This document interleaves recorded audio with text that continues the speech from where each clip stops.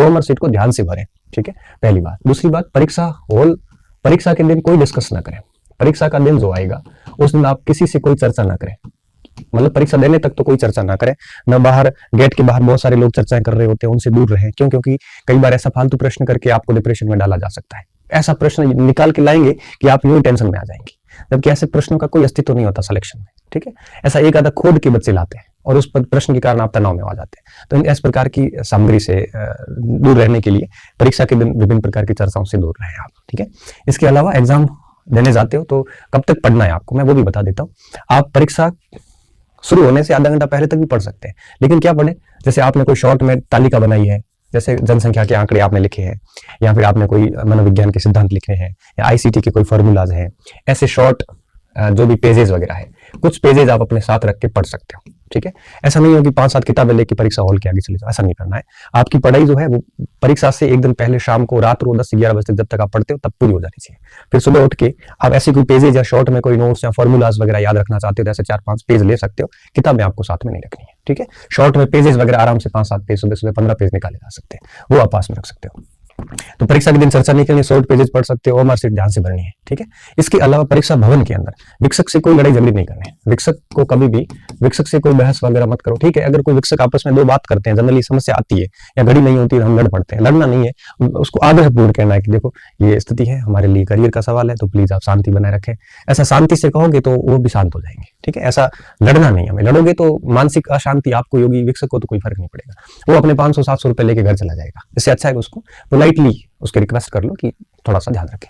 तो लड़ना झगड़ना नहीं है। परीक्षा हॉल के अंदर ऐसी कोई नकल वकल का काम नहीं करना है, किसी से पूछो करो, इससे समय मत खराब करो आप, ठीक है। इससे अच्छा है आप अपने पेपर पे ध्यान दें, किसी की भलाई के चक्कर में आप मारे जाओगे, बेहतर है आप बिल्कुल स्वार्थी बन जाए ऐसी स्थिति में। अब आती है बात पेपर की। जब पेपर आता है तो पेपर को इस तरह से मैं हर बार कहता हूँ फिर दोबारा कह रहा हूँ, जैसे मेरे पास ये पेपर है, ये 2 पेज है, हम क्या करते हैं, पेपर पैक होता है, हम ऐसे करके फिर उसमें ऐसे देखते हैं। ऐसे देखने से क्या 2-4 सवाल दिख जाते हैं, फिर उनमें से अगर एक नहीं आ रहा है फिर पूरे दिमाग में सवाल घूमता रहता है, इसका उत्तर क्या है, इसका उत्तर क्या है, फिर वो टेंशन आ जाती है, यार मेरे को तो आ ही नहीं रहा है। तो इस प्रकार से ना देखें, प्रश्न को हमेशा ध्यान रखें। अपना टाइम मैनेजमेंट के अकॉर्डिंग क्या करना है, आपको प्रश्न जैसे पेपर खुलता है उसके बाद में पहले से लेकर 150 तक प्रश्न नहीं देखने हैं। आपको क्या करना है, जैसे मान लो कि सबसे पहले शैक्षणिक परिदृश्य आ गया, उसके मान लो 30 प्रश्न है, मान लेते हैं, तो आपको 30 प्रश्न जो है पहला प्रश्न ही करना है, दूसरा देखना ही नहीं।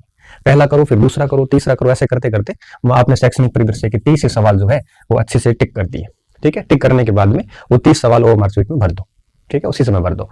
फिर इसके बाद मान लो आगे साइकोलॉजी, मान लो 20 सवाल आए उसके, फिर साइकोलॉजी के 31-32 ऐसे करके देखो। मतलब ये है कि पहला प्रश्न देख रहे तो दूसरा मत देखो, ठीक है। ऐसे करते करते 1 से लेकर 150 तक आ जाओ। बीच में से उठा के मत करो आप। हाँ, ये बात है कि अगर आपको लगता है कि नहीं मुझे सबसे पहले साइकोलॉजी करनी है, तो आपको साइकोलॉजी जैसे 120 नंबर पे मिलती है तो ठीक है, सीधा 120 पे चले जाओ। 120 से 150 तक के सवाल पेपर में सॉल्यूशन कर लो और फिर है वो ओएमआर शीट में अपना ध्यान से भर दो उसको। ओएमआर शीट भरने में भी ध्यान रखना है आपको। तो इस तरह से आपको क्या करना है, ओएमआर शीट और प्रश्न दोनों, आगे के प्रश्न नहीं देखने, हमेशा जिस प्रश्न पे हो उसी प्रश्न को ध्यान से पढ़ो।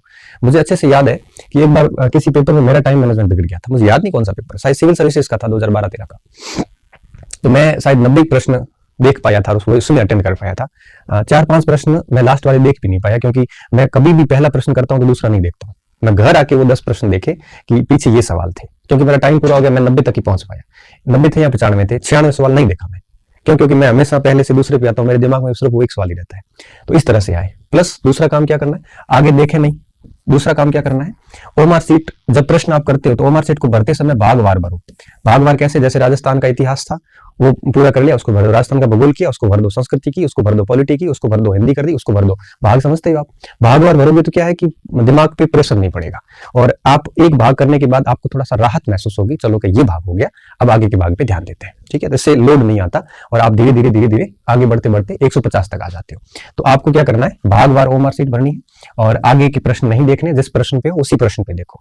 अच्छा, कौन सा भाग पहले करना, कौन सा बाद करना, ये आपके ऊपर है। वैसे मैं तो मेरे हिसाब से प्रश्न संख्या 1 से शुरू करता था, और कोई आप भी ऐसा करते हो तो कोई फर्क नहीं पड़ता, आप कैसे भी शुरू कर सकते हो। करने तो सारे आपको ही है, भले पहले करो भले बाद में करो, ठीक है। ये बात होगी। और छठा और सबसे आखिरी बात, ये तो पेपर अटेंड करने का मैं तरीका बता रहा था आपको।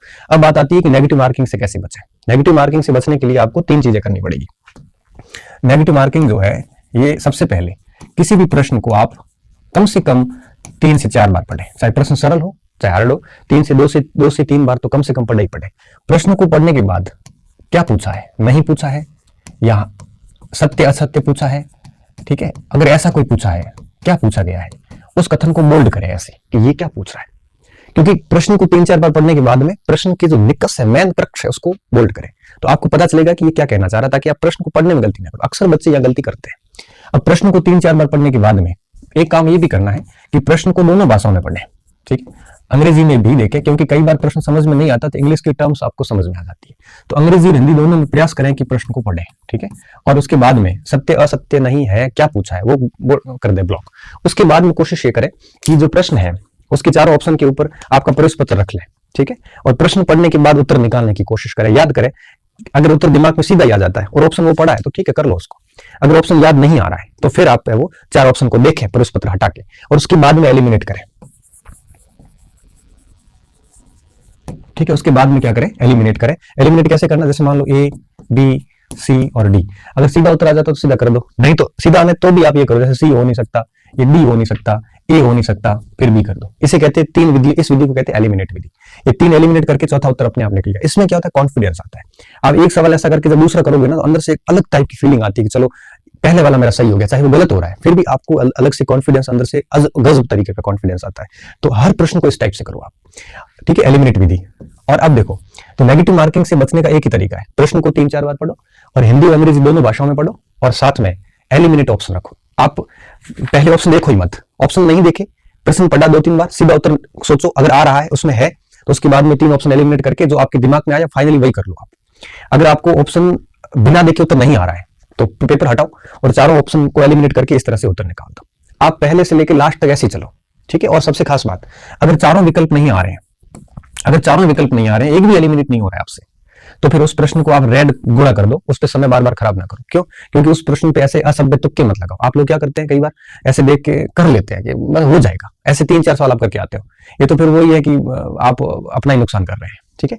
अगर आपको 3 विकल्प नहीं आ रहे, मतलब इनमें से एक एलिमिनेट हो रहा है, 3 का आपको कोई पता नहीं है, देखो 4 एलिमिनेट नहीं हो रहे हैं तो बिल्कुल छोड़ दो। अगर 3 एलिमिनेट नहीं हो रहे तो भी उसको प्रश्न को छोड़ दो, आप ऐसे प्रश्न ना करें। अगर 2 एलिमिनेट हो रहे हैं, जैसे ए और डी पक्का नहीं है, अब सी और बी में है, तो ऐसे प्रश्न तो कर ही ले आप, फिर तो रिस्क तो लेनी पड़ेगी। और अगर 3 एलिमिनेट हो रहे हैं, ऐसे करें। तो प्रश्न करने कौन से हैं पेपर में, यहां तो 2 ऑप्शन आप एलिमिनेट कर पा रहे हैं, या तीनों एलिमिनेट करके एक ऑप्शन बच रहा है आपके पास, ये तो पक्का उत्तर निकलेगा, और इसमें फिर आपकी आधी उसमें प्रोबेबिलिटी रहती है। तो ऐसे सारे प्रश्न कर ले, ठीक है, जितने भी आ रहे हैं आपको सारे कर ले।